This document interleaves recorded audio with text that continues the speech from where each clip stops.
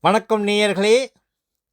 இன்று 11 ஜனவரி 2026 ஞாயிற்றுக்கிழமை. நோர்வே தமிழ் முற்றச் செய்திகளுடன் கதிர். முதலில் தலைப்புச் செய்திகள். மலைப்பாதை மூடல், கடும் பனிப்பொழிவு எச்சரிக்கை, ஆர்க்டிக் பாதுகாப்பிற்காக இணையும் ஐரோப்பா. இனி விரிவான செய்திகள். மலைப்பாதை எச்சரிக்கை.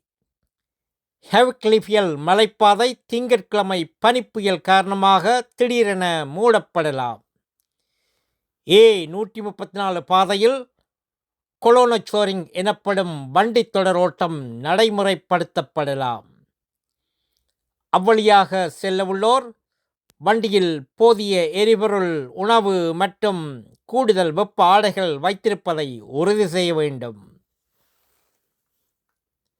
கடும் பனிப்பொழிவு எச்சரிக்கை.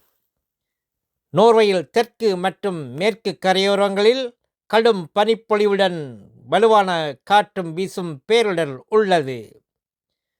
அக்டரில் 24 மணி நேரத்தில் 40 சென்டிமீட்டர் வரை பனி சேரலாம். போக்குவரத்து மற்றும் மின்சாரத்தில் தடங்கள் ஏற்படலாம் என்பதால் மக்கள் எச்சரிக்கையுடன் இருக்க வேண்டும். ஆர்க்டிக் பாதுகாப்பிற்காக இணையும் ஐரோப்பா. கிரீன்லாந்தில் ஒரு கூட்டு நேட்டோ பாதுகாப்பு நடவடிக்கையை தொடங்க ஜெர்மனி முன்மொழிந்துள்ளது. இது குறித்து பிரான்சு மற்றும் பிரித்தானியா முனைப்புடன் ஆராய்ந்து வருவதாக ஊடக செய்திகள் தெரிவிக்கின்றன.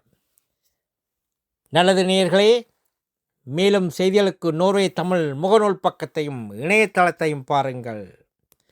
உலகெங்கிலும் தமிழ், நம் உணர்வெங்கிலும் தமிழ்.